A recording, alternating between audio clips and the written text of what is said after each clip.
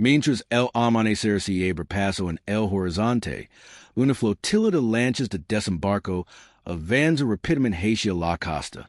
El olor acorda y diesel flota sobre el canal de la Mancha como una pesada capa, irritando las fosas nasales de los hombres apenados en las numerosas embarcaciones pequeñas, que se balancean violentamente con el fuerte oleaje.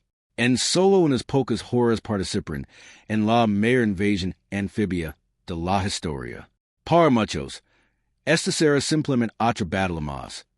Pero para unos pocos y valientes, será la primera vez que pisan suelo europeo desde la humana evacuación de Dunkirk. Los hombres aprietan nerviosamente sus armas, anticipando lo que está por venir. Y el mundo entró París con la respiración. La Segunda Batalla de Francia está a punto de comenzar. Hola, soy Jack, the Quiet Historian. Hoy comenzamos la primera parte de nuestro documental sobre el Frente Occidental. Desde el verano de 1944 en las playas de Normandía hasta la primavera de 1945 en el corazón de Alemania. La segunda parte de este video ya está disponible. Así que no olvides abrir una nueva pestaña para continuar la historia justo donde la dejamos hoy. Dicho esto, retrocedemos hasta mayo de 1944. Aunque los aliados habían logrado importantes éxitos en el norte de África y Sicilia, su supremacía en el Mediterráneo seguía siendo frustramente esquiva. Las esperanzas eran altas, pero ese disvanecieron rápidamente durante la invasión de la Italia continental, que había sido concebida como una vía fácil directamente hasta la puerta de Alemania. Aunque Winston Churchill la llamó inicialmente el vientre blando de Europa, el avance se detuvo bruscamente en la fuertemente fortificada línea Gustav, y las tropas veteranas de Hitler no mostraban señales de retirada en rendición.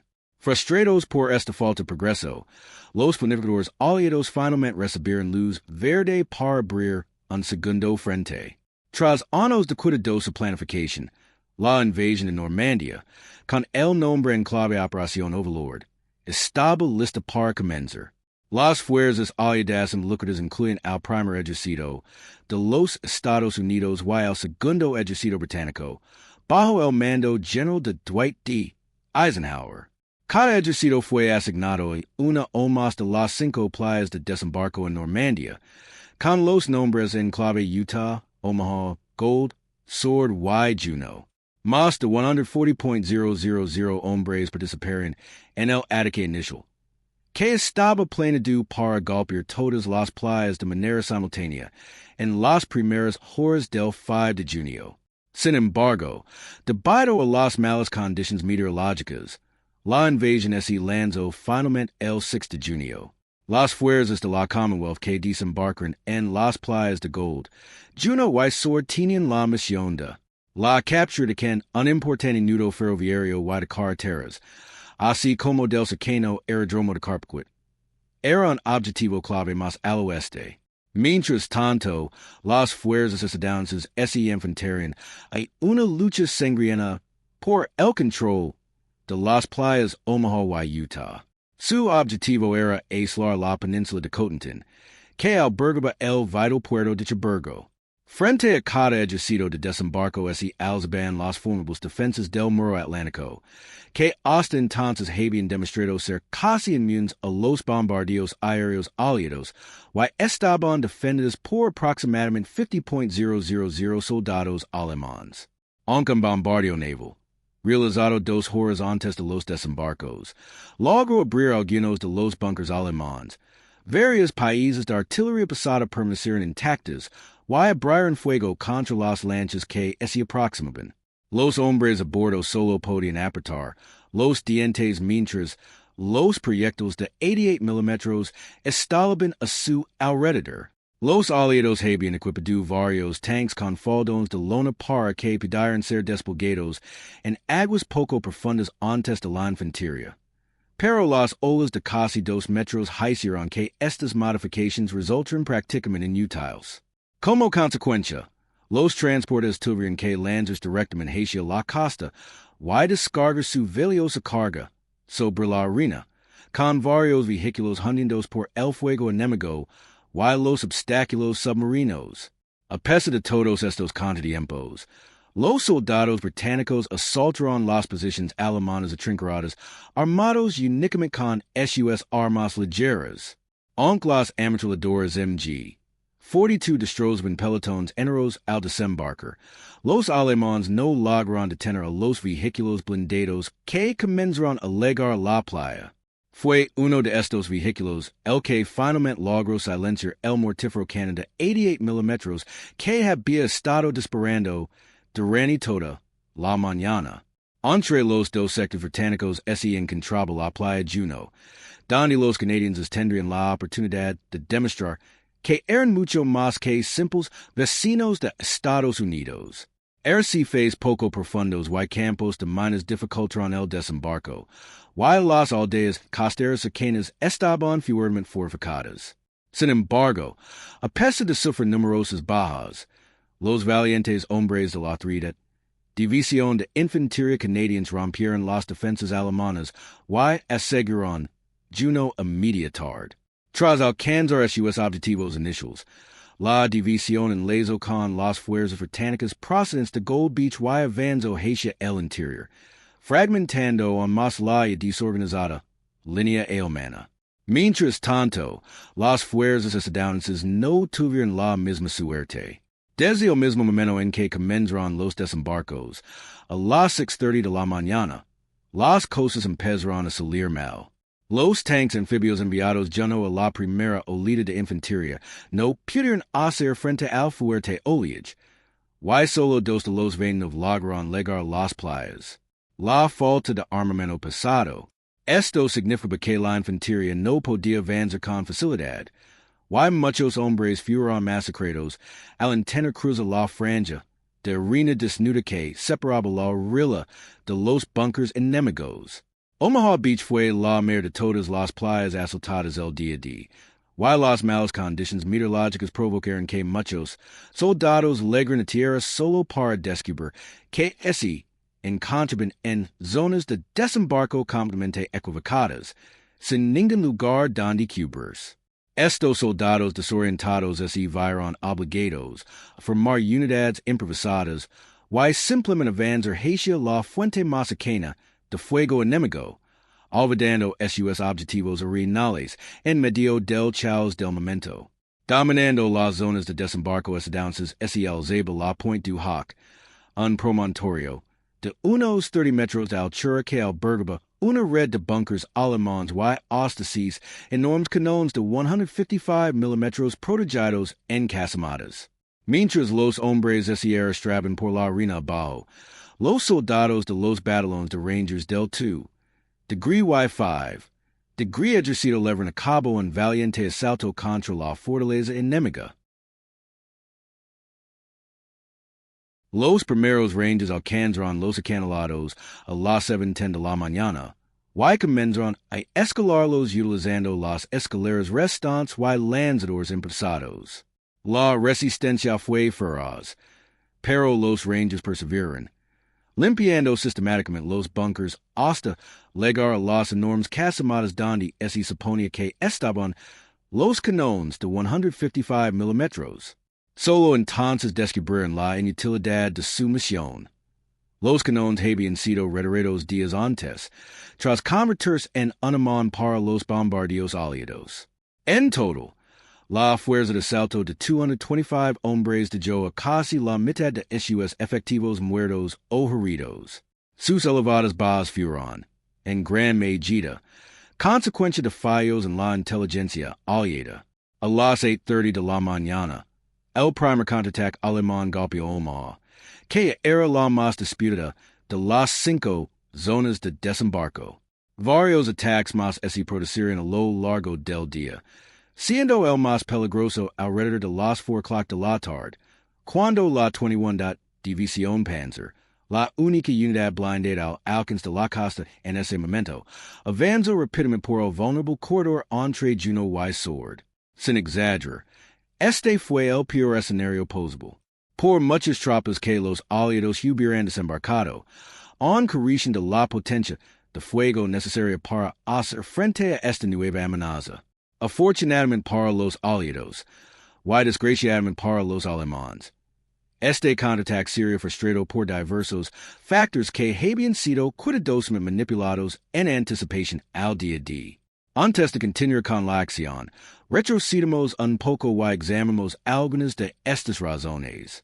En abril de 1944, los aviones aliados iniciaron una intensa campaña de bombardeos contra las posiciones alemanas en Francia, con la Luftwaffe ocupada. En el Frente Occidental, las aeronaves aliadas superaban a SUS homólogos del eje en una proporción de más de 31.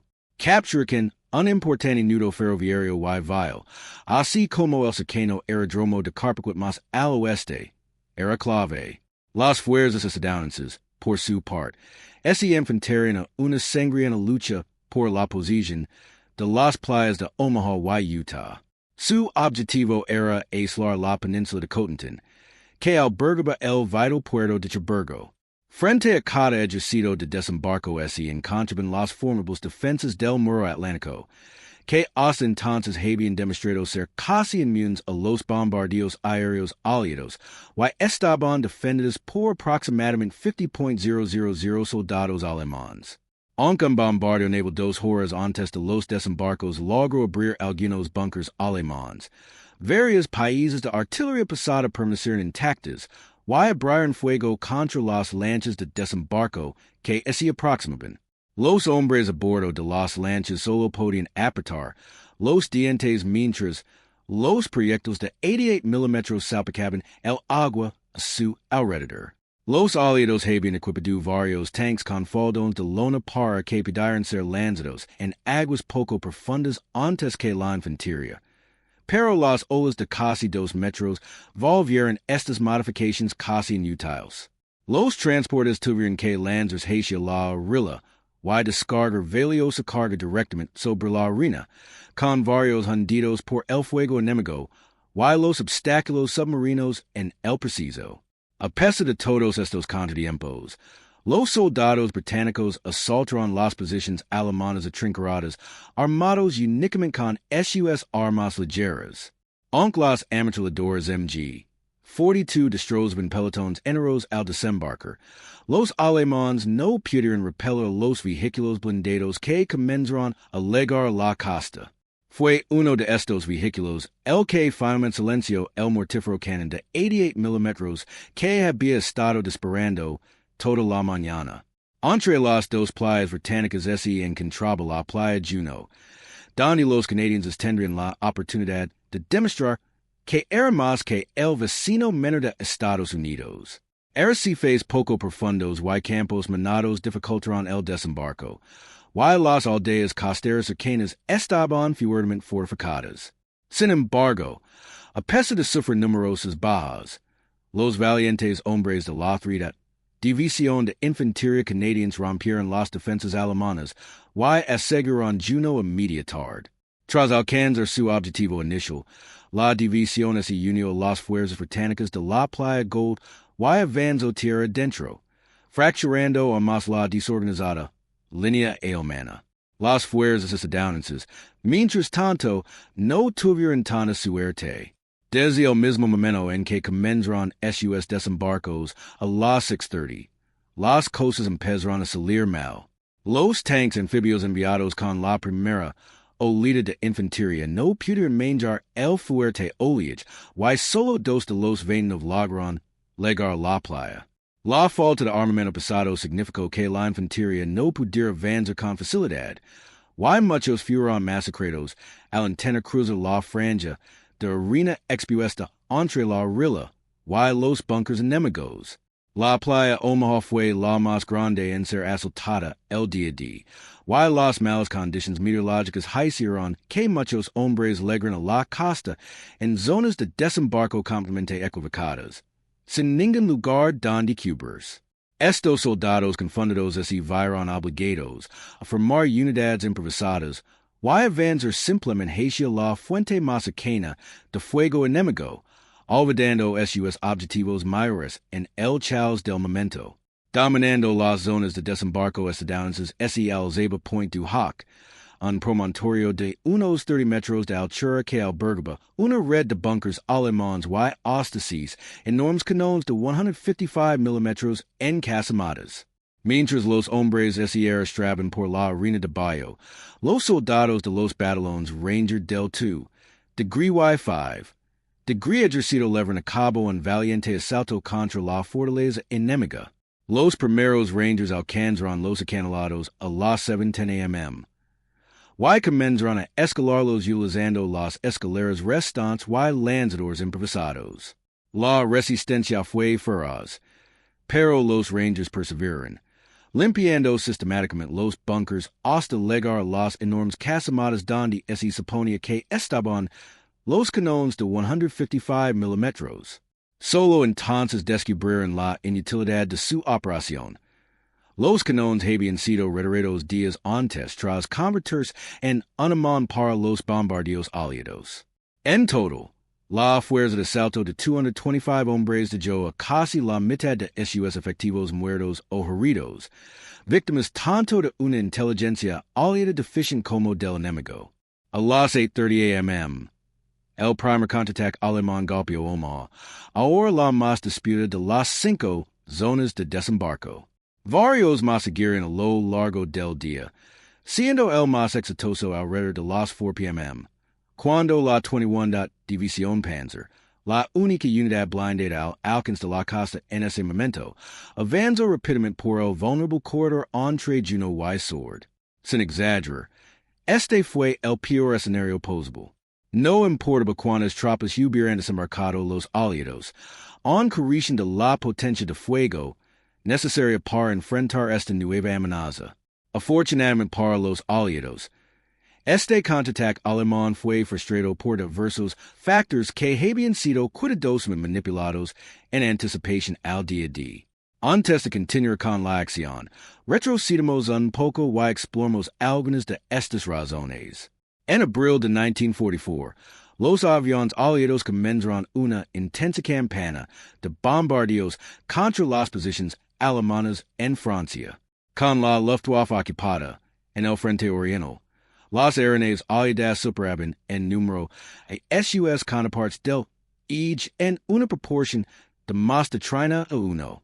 Los aviadores aliados dieron con éxito emplazamientos de artillería costera, aeródromos, así como redes ferroviarias, puentes y carreteras utilizadas con frecuencia por la Wehrmacht. Sin embargo, la campaña de bombardeo aliada fue tanto una operación de distracción como de destrucción. La operación Fortitude fue diseñada para convencer a los alemanes de que los aliados desembarcarían en el norte de Francia, como parte de la mayor operación Bodyguard. Fortitude incluyó comunicaciones diplomáticas falsas, noticias inventadas y la manipulación de agentes dobles conocidos. Los aliados incluso construyeron un ejército señalado completo cerca de Dover, conocido como el primer grupo de ejército de los Estados Unidos, supuestamente comandado por el general George S. Patton. Como resultado, el Eje desperdició tiempo y recursos valiosos fortificando posiciones cerca de Pas-de-Calais, incluso tan lejos como la costa de Noruega. Los hombres de la 21 División Panzer se encontraron así solos y sin apoyo, siendo la única división blindada disponible durante el día D. El marzo de campo alemán Erwin Rommel había previsto esta posibilidad y había argumentado que las 10 divisiones Panzer en Francia debían estar estacionadas lo más cerca posible de la costa. Finalmente, estas divisiones fueron dispersadas por toda Francia. Pero el engaño por sí solo no era suficiente para los aliados. Las tropas necesitaban ser insertadas detrás de las líneas enemigas justo antes de los desembarcos para interrumpir aún más la respuesta alemana. La única forma de hacerlo era mediante lanzamientos aerotransportados. A pesar del riesgo, una división aerotransportada británica y dos estadounidenses estaban programadas para lanzarse en la mañana de la invasión. Al aproximarse a sus zonas de asalto, los aviones de transporte C-47 Dakota de las divisiones aerotransportadas 101 y 82 de Estados Unidos se encontraron bajo un fuego antiaéreo inesperadamente intenso. Debido esta artilleria, muchos paracaidistas quedaron dispersos por toda Normandía. Sin embargo, suficientes hombres lograron aterrizar en esas zonas previstas para impedir la llegada de refuerzos alemanes. Los paracaidistas británicos fueron responsables de capturar dos puentes fueron defendidos, que manuvieron frente a repetidos ataques de tanques y artillería alemana. Uno de estos lugares fue posteriormente rebautizado como el Puente Pegasus, en honor al emblema del hombro de los paracaidistas británicos que lo capturaron y defendieron durante el Día D. Los miembros de las divisiones 101 y 82 también destruyeron o capturaron varios otros puentes en la región de Normandía, retrasando aún más la respuesta alemana. Cuando el Día D llegó a su sangriento final, miles de soldados aliados yacen muertos, con muy poco que mostrar por ello. Sus sacrificios, aunque lograron avanzar varios kilómetros tierra adentro, solo permitieron que las playas Gold y Juno se enlazaran con éxito. Las otras playas, especialmente Omaha, seguían siendo extremadamente vulnerables. Los planificadores aliados, llenos de optimismo, habían asumido que para ese momento varias ciudades estarían bajo asedio y que la península de Coton estaría al borde del aislamiento. La realidad fue que los aliados no lograron ninguno de estos objetivos y no podían esperar mantener las playas frente a un asalto alemán decidido. El contraataque de la 21 División Panzer fue particularmente devastador, y que impidió que las fuerzas de las playas Sword y Juno se unieran, frenando el avance aliado hacia el interior. Sin embargo, como se mencionó anteriormente, varios factores frustraron este ataque, siendo el principal la superioridad aérea aliada, que aniquiló las columnas blindadas alemanas y las obligó a retroceder lejos de las playas. Tras una semana dedicada a regrupar hombres y material, las fuerzas británicas intentaron un asalto blindado contra la pequeña ciudad de Villers-Bocage, pero fueron rechazadas. Para impedir la situación, los esfuerzos de reabastecimiento se vieron obstaculizados por tormentas que impidieron el despliegue de los puertos artificiales.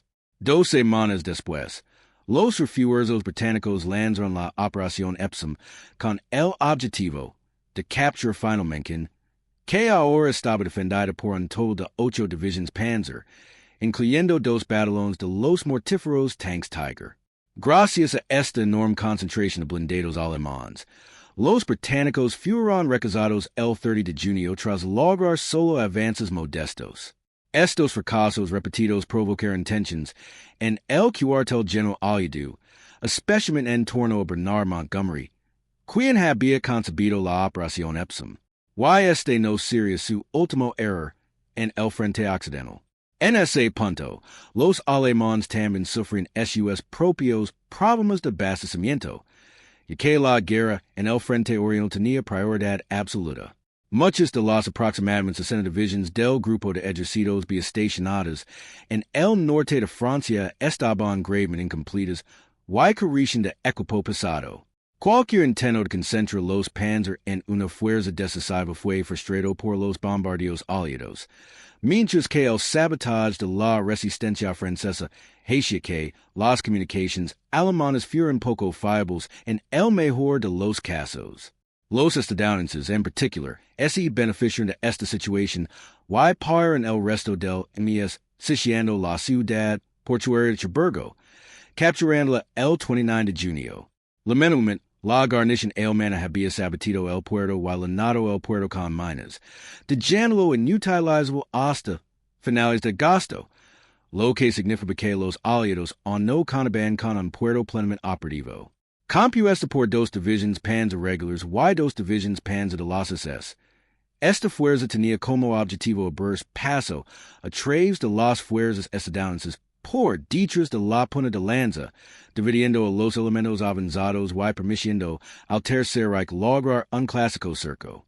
Si la Wehrmacht hubiera logrado ocultar esta fuerza con éxito, y es posible que el plan hubiera funcionado, pero en 1944 muy pocos planes permanecían en secreto.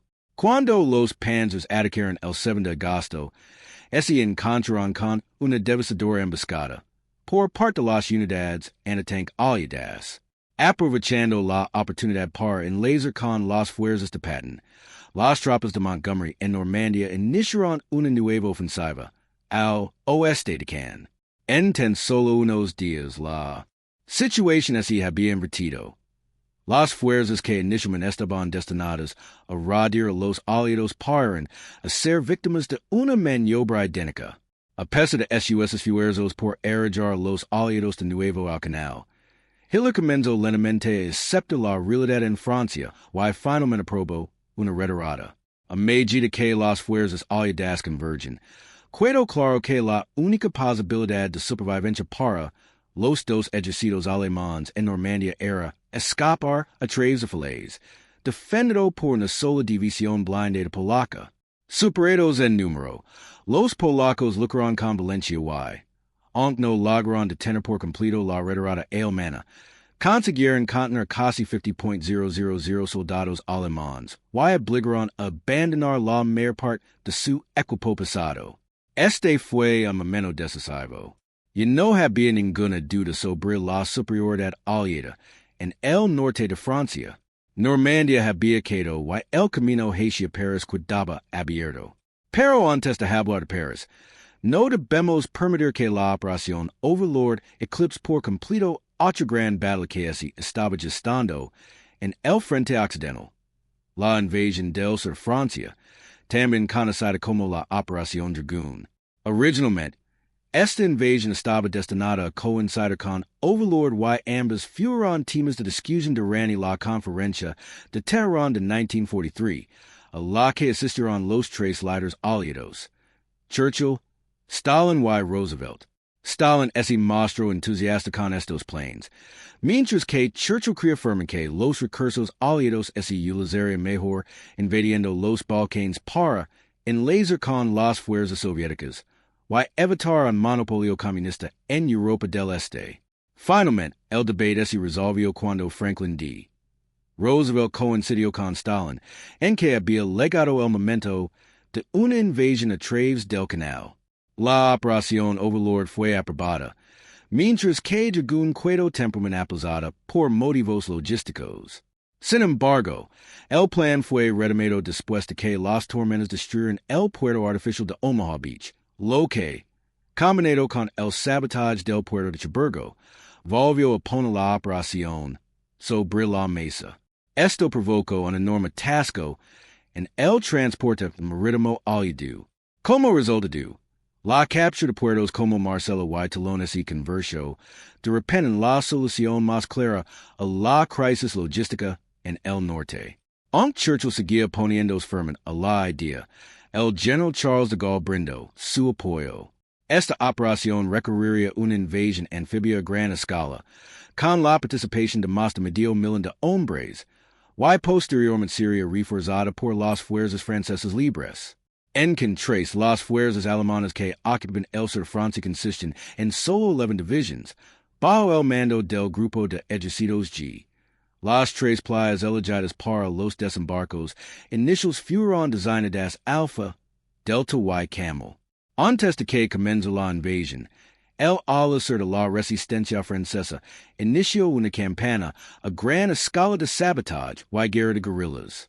A diferencia de la oposición dispersa que había existido durante las primeras etapas de la ocupación, en 1944 la resistencia operaba como una fuerza paramilitar oficialmente reconocida como las Fuerzas Francesas del Interior, FFI. Con la ayuda de comandos aliados, la FFI voló puentes, cortó líneas eléctricas, bloqueó las comunicaciones y atacó unidades alemanas aisladas. Tres comandos franceses también recibieron la misión de silenciar la artillería situada en lo alto de los imponentes acantilados del continente, de 107 metros, 350 pies, de altura, en una acción conocida como Operación Romeo. Esta incursión involucró a 800 hombres y fue un gran éxito. Los comandos mataron o capturaron a alrededor de 1,000 soldados enemigos, mientras que solo sufrieron unas pocas decenas de bajas. Todo esto no fue más que un preludio de los propios desembarcos, que tuvieron lugar el 15 de agosto. Los soldados alemanes fueron sacados bruscamente de sus literas por el repentino alito de las arenas antiaéreas mientras corren a buscar su equipo. Las primeras bombas comenzaron a caer, sacudiendo el suelo y destrozando los bunkers de hormigón reforzado. No había escapatoria. Miles de bombarderos abarrotaron los cielos, con pilotos disfrutando de la casi total superioridad aérea de los aliados. A continuación, ese desado en bombardeo naval a gran escala, con proyectos de artillería de hasta 14 pulgadas de diámetro kendo, sobre los aterridos alemanes. Aunque el bombardeo disminuyó a medida que los transportes se acercaban a sus zonas de desembarco, pocos defensores se atrevieron a provocar ese respiro. Las playas Alpha y Delta cayeron con mínima resistencia, pero la playa Camel resistió con tenacidad. Era la playa mejor defendida y, pese a los repetidos bombardeos y ataques aéreos, una sección permaneció firme, resistiendo con éxito. Los desembarcos aliados continuaron hasta que las posiciones enemigas pudieron ser flanqueadas por tropas procedentes de otras zonas. Tras las 10.000 bajas sufridas en el Día D, se habían aprendido duras lecciones y, finalmente, los aliados pagaron un precio de solo 700 muertos o heridos por su avance a través del Mediterráneo. A pesar de este éxito inicial, la invasión apenas había comenzado. En la mañana siguiente a los desembarcos, los batallones alemanes lanzaron un contraataque en dos direcciones. Aunque los combates fueron encarnizados, la ofensiva estaba condenada al fracaso debido a la baja moral, las deficientes comunicaciones y una escasez crónica de equipo pesado. Los restos dispersos de las fuerzas alemanas se vieron finalmente obligados a retirarse, dejando a los aliados libres para perseguirlos.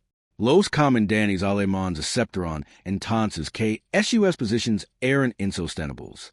Tras consultar con el Führer, se emitió una orden de retirada para el grupo de ejércitos G, aunque todas las posiciones defensivas dentro del territorio francés debían mantenerse y resistir el mayor tiempo posible. Esta retirada, poco habitual, tomó por sorpresa a los aliados. En respuesta, se organizó apresuradamente la fuerza de Terry Butler, que persiguió con tenacidad al grupo de ejércitos G cientos de kilómetros tierra dentro. En un giro irónico del destino, la carrera aliada avanzó ahora por delante del grueso de sus fuerzas, tal como lo habían hecho los panzers durante la invasión de Francia menos de 5 años antes. Mientras tanto, en el norte se desarrollaba una situación similar cuando el mariscal de campo alemán Walter Model orquestó la retirada del grupo de ejércitos B. Model ya había demostrado ser un hábil estratega defensivo en el Frente Occidental, y sus acciones de retaguardia en Francia permitieron que unos 240.000 soldados escaparan hacia Bélgica. Gracias a ello, la mayor parte del grupo de ejércitos G logró retirarse en relativo buen orden. De vuelta en el sur de Francia, los aliados continuaron su avance y redujeron los pocos bolsillos fortificados de resistencia que quedaban en la región. El 18 de agosto, rodearon el cuartel general de la 62 División Alemana. Tras días de constante hostigamiento por parte de las fuerzas francesas del interior, los exhaustos soldados alemanes se rindieron, aunque no sin antes intentar una última y falada ruptura del cerco. Mientras tanto, las fuerzas francesas asaltaron Marcelo y Toulon, defendidas únicamente por dos divisiones alemanas. Mientras las ciudades del sur eran sitiadas, las fuerzas aliadas en el norte se enfrentaban a un nuevo dilema. Paris estaba justo más allá del horizonte, pero en permanencia en manos de una guarnición alemana. A medida que las fuerzas aliadas avanzaban lentamente hacia la ciudad, surgió una peligrosa posibilidad. El pueblo francés se alzaba en una insurrección a gran escala. La situación podía volverse incontrolable. En un primer momento, el gobernador militar alemán, Dietrich von Koltitz, intentó sofocar los disturbios y mantener la ciudad abierta para, resistiendo a las fuerzas alemanas. No, logro lo primero. Estaba claro que su tiempo había terminado cuando la ciudad división blindada de la Francia libre llegó 5 días después. Entonces Hitler ordenó levantar la ciudad, pero en su lugar fue rendida a los aliados. Poco después, el general Charles de Gaulle lideró un desfile masivo de 3 días a lo largo de la ciudad. El gobierno provisional de Francia finalmente estaba de vuelta en suelo nacional, while los asuntos militares franceses ahora se dirigirían directamente desde la capital. En menos de un mes, casi toda Francia estaría liberada, con la resistencia alemana contenida en solo unos pequeños puntos a lo largo de la costa. Sin embargo, el Reich alemán estaba lejos de capitular. Los esfuerzos del mariscal model habían dado sus frutos. Cientos de miles de tropas alemanas endurecidas por la batalla esperaban pacientemente el próximo gran avance en la línea de Zs. Esta vasta obra defensiva sería equivalente al muro del Atlántico, con algunas secciones resistiendo a los aliados hasta el colapso del régimen nazi en 1945. Hasta ahora, hemos cubierto tanto la Operación Overlord como la Operación Dragoon, seguido la liberación de Francia hasta la caída de París. Hemos visto cómo los aliados enfrentaron el obstáculo del muro del Atlántico, cómo la lucha en Francia continuó hasta la retirada final alemana. Pero esto apenas comienza. Asegúrate de hacer clic en el enlace de la descripción a continuación para ir directamente a la parte 2, donde cubriremos la lucha de Gran Bretaña, Canadá por liberar los Países Bajos, el contraataque del Ige en la batalla de las Ardenas, el arduo avance aliado hacia la patria alemana.